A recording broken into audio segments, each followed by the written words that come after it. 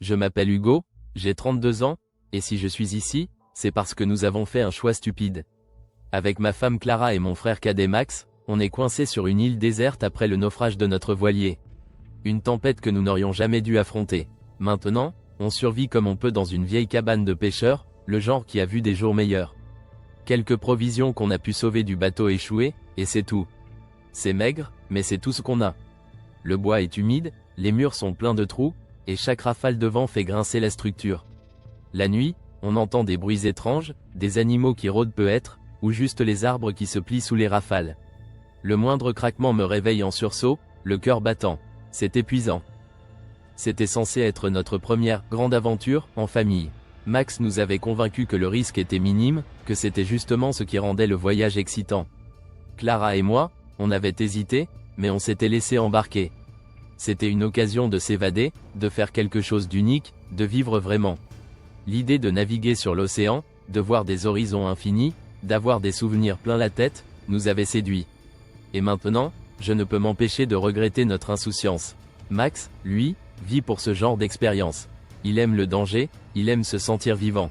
Mais ce n'est plus juste une question d'adrénaline, c'est une question de survie. Le ciel bleu, les couchers de soleil sur la mer, les rires autour du feu de camp, tout ça semble si loin maintenant. On est passé du rêve à un cauchemar éveillé. Chaque jour qui passe est une lutte pour trouver assez de nourriture, pour rester au chaud, pour garder espoir. Clara est celle qui garde la tête froide. Elle gère la logistique, réfléchit à tout, rationner la nourriture, trouver de l'eau potable. Elle note chaque ration, chaque goutte, en essayant de nous donner une chance de tenir un jour de plus. Elle parle peu, mais je sais qu'elle pense à tout, qu'elle calcule nos chances de survie. Max, lui, est toujours dehors à explorer, à chercher de quoi nous aider. Parfois, il revient avec des fruits qu'il a trouvés, des coquillages, des petites victoires qui nous donnent l'impression de pouvoir continuer. On est coincé dans une dynamique étrange, Clara en veut à Max pour son imprudence, et moi, je suis là, pris entre les deux, essayant de maintenir la paix. Ce n'est pas facile, chaque regard échangé est lourd de reproches non dits, de peurs étouffées. Je sens Clara s'inquiéter pour moi, pour Max, mais elle refuse de le montrer. Elle est forte, mais parfois, je la vois craquer, même si ce n'est qu'une fraction de seconde. Mais aujourd'hui, le climat nous a joué un sale tour. Le ciel s'est couvert d'un coup, et les pluies torrentielles ont inondé la cabane. Nos provisions, nos espoirs de tenir quelques jours de plus, tout a été ruiné. L'eau s'infiltrait de partout, remplissant la cabane jusqu'à nos chevilles. Le vent soufflait si fort que la structure de la cabane craquait de toutes parts. Max est rentré trempé, tremblant de froid, et Clara l'a accueilli avec un regard mélangeant colère et inquiétude. Elle lui a crié dessus, lui disant d'arrêter de prendre des risques inutiles. Moi, je me suis contenté de regarder, sentant la panique monter. J'avais envie de crier aussi, mais je savais que ça ne changerait rien. On n'avait plus le luxe de gaspiller notre énergie en disputes inutiles. La peur grandissait en moi, une peur sourde de ne pas s'en sortir.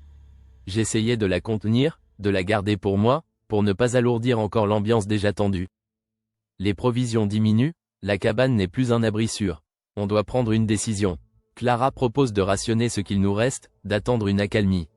Max, lui, veut continuer à explorer, trouver un endroit plus sûr, de la nourriture, quelque chose. On finit par se mettre d'accord, il faut trouver un abri meilleur, plus haut, moins vulnérable aux intempéries. Je vois dans les yeux de Clara qu'elle n'est pas convaincue, mais elle sait qu'on n'a pas d'autre choix. Max est déjà en train de préparer son sac, son visage déterminé malgré les circonstances. La tension est palpable, on s'échange un regard lourd de sens, et je sens tout le poids de notre situation. Je repense à notre enfance avec Max. Il a toujours été celui qui se jetait dans l'inconnu sans hésiter, celui qui prenait des risques. Moi, j'étais celui qui le suivait, qui essayait de limiter les dégâts. Je me souviens des bêtises qu'on faisait gamin, des explorations dans la forêt derrière la maison, des escapades en vélo sans dire à personne. Max était toujours celui qui s'attirait des ennuis, et moi celui qui le sortait des situations compliquées. Clara, elle, est mon ancre depuis 10 ans. Elle m'a appris à être raisonnable, à ne pas toujours suivre les idées folles de mon frère. Elle a été la stabilité dont j'avais besoin. Et pourtant, aujourd'hui, c'est à moi de prendre une décision. Une décision qui pourrait tout changer, pour le meilleur ou pour le pire. Je décide de partir avec Max. On va chercher un autre abri, de la nourriture si on a de la chance. Clara reste ici, pour protéger ce qui nous reste.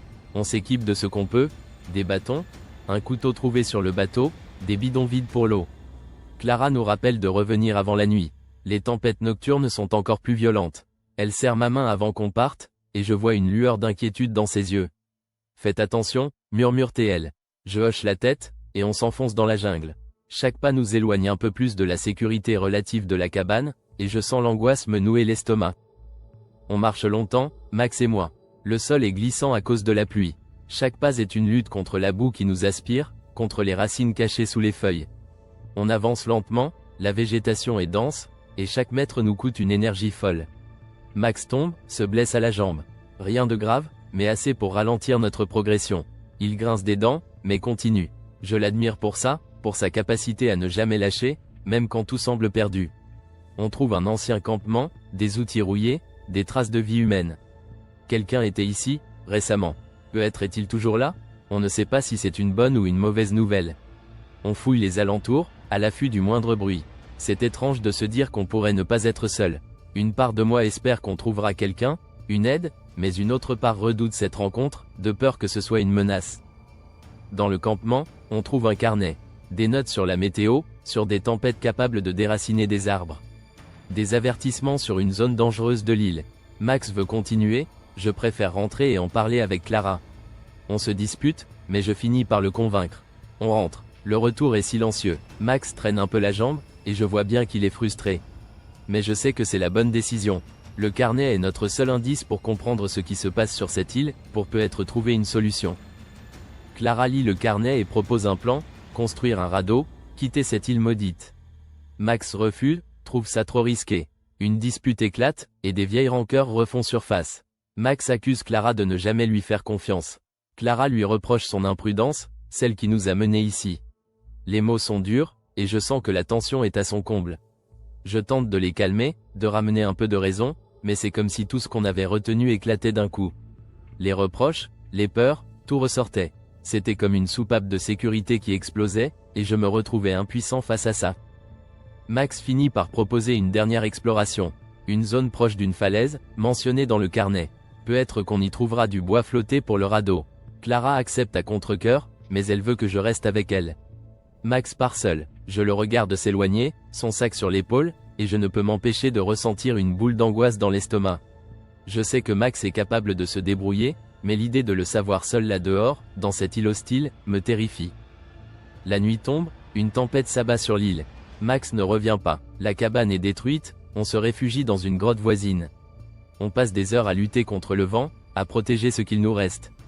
Les parois de la grotte vibrent sous les assauts du vent, et je serre Clara contre moi, essayant de la rassurer. Mais en réalité, je suis terrifié. Je ne peux m'empêcher de penser à Max, seul dehors. Et si c'était la dernière fois que je voyais mon frère? L'idée me glace le sang, et je sens les larmes monter. Clara me murmure que tout ira bien, mais je sais qu'elle essaie surtout de se convaincre elle-même. Au matin, la tempête cesse. On trouve Max près de la falaise, blessé mais vivant. Il tient des morceaux de bois, des cordages. Il s'effondre, et Clara se précipite pour l'aider.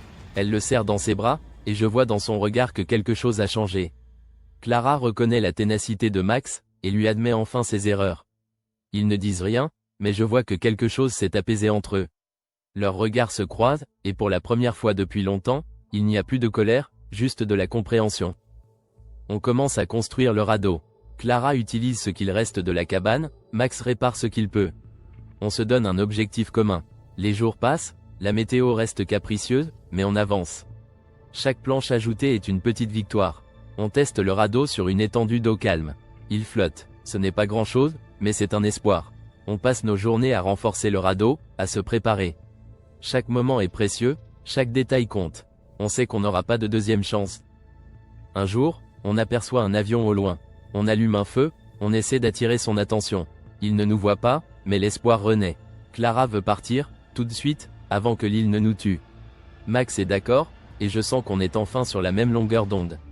Pour la première fois depuis des semaines, on est unis, tous les trois. Le radeau est prêt, et il est temps de tenter notre chance. Le jour du départ arrive. On embarque sur le radeau. Les vagues sont hautes, menaçantes. Le vent souffle fort, et chaque vague qui s'écrase contre le radeau nous fait vaciller. Je regarde Clara, Max, et je me promets que si on s'en sort, on ne reviendra jamais à ces tensions inutiles. On s'éloigne, l'île disparaît derrière nous. Et quelque part à l'horizon, une lueur. Peut être une autre terre, peut être notre salut. Clara serre ma main, Max nous regarde, et malgré la peur, je sens un petit éclat d'espoir. On est ensemble, et tant qu'on est ensemble, on a une chance. Une vague nous secoue violemment, mais on s'accroche, déterminé. Cette île nous a presque brisés, mais elle n'a pas réussi à nous séparer. Et ça, c'est notre vraie victoire.